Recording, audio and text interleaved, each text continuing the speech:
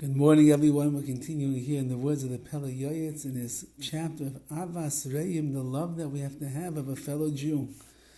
And we're speaking about B'dibur B'maisa, with our words and our actions, not to do anything that will be distasteful and hurtful to ourselves. Don't do it to anyone else. V'chein tzarech l'kayim b'mitzvah zu v'asei toiv. And so too with this mitzvah, you need to do it in a way of asei toiv, to do positive, b'dibur b'maisa, in your words and your actions have to be positive towards another person as well. B'dibur, when it comes to your speech and your words, l'daber dvarim toivim, you should speak pleasant, good things. U'nechonim, and proper, l'sameach anoshim, to help, to give simcha, to give joy to other people. You should speak in a way that's going to make another person happy. We don't criticize, we don't put down, we don't get angry, we don't say nasty things, chas v'chalila. Rather, on the other hand, we say things that we know are going to bring simcha to another person. Kagoin besaras toivais, for example, give them good tidings, good news. Guess who became a chassan? Guess who became a kala? Guess who just had a baby? Guess who just got a good job? Guess who just made a shidduch? Guess who? All the different things that you could tell a person, the besaras toivos, the good tidings that another person has. The eitzais toivos, and you should give them good advice as well. That's another way to use your speech in the right way. And the advice that you're going to give them will help to remove the mikshol, the stumbling block, from their way. Like we know, don't put a stumbling block in front of a blind person. Rather, do the opposite. Give them wise and sound advice to help keep them on their derech, on their path. And you'll remove the michshalim, you'll remove the things that are in the way. And you should let them know, if you are aware of any damages that might come their way, bishum oifen, that you will help them to remove that nezek, that damage, any way that you possibly can. And at the time of their pain, at the time of their anguish, you should be menachem them, you should bring them comfort. The kehena rabbis, and many other ways that a person can use their speech. They can use their words in a way that's going to lift a person up and not chalila bring a person down.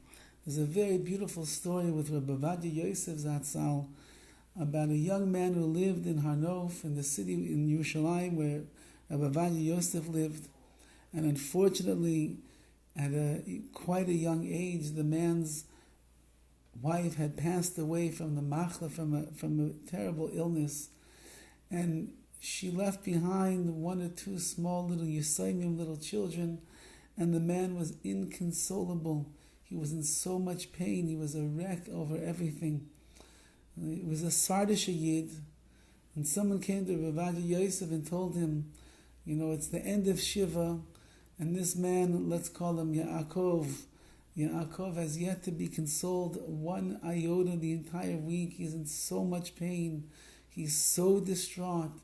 He's so broken over the whole thing.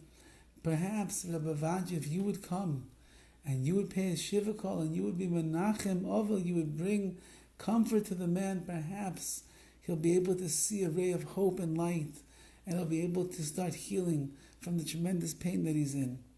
So keep in mind that Rav Ovadia Yosef was a very busy man, and he didn't waste a second between his learning and his communal duties and obligations. He was taken up every single hour of the day that he was awake. But he heard about the cry and the pain of another Jew, and he said, yes, take me.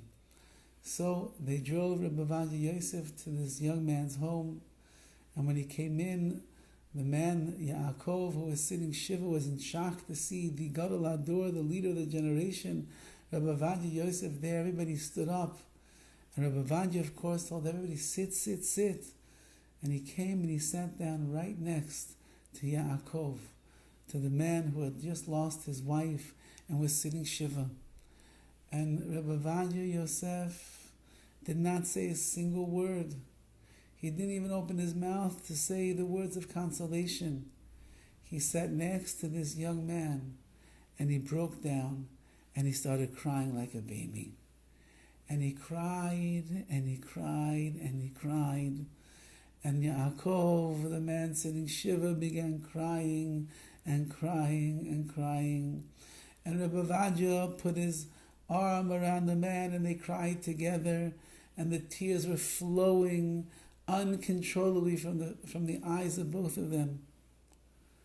And after quite some time of the tears, Rav Ovadia composed himself and he turned to the young man and he said, the special tanchumim, the special words of comfort that one says to another at this time.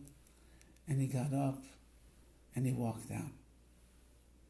And Yaakov said, those tears and those cries of Rav Ovadia Yosef were the tears and the cries that allowed him to begin his healing process from all of his pain.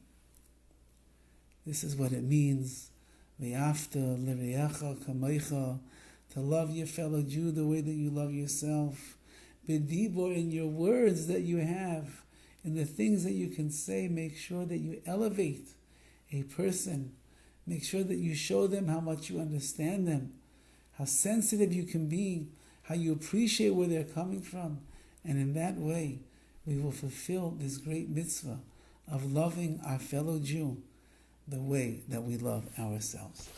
Have a wonderful day.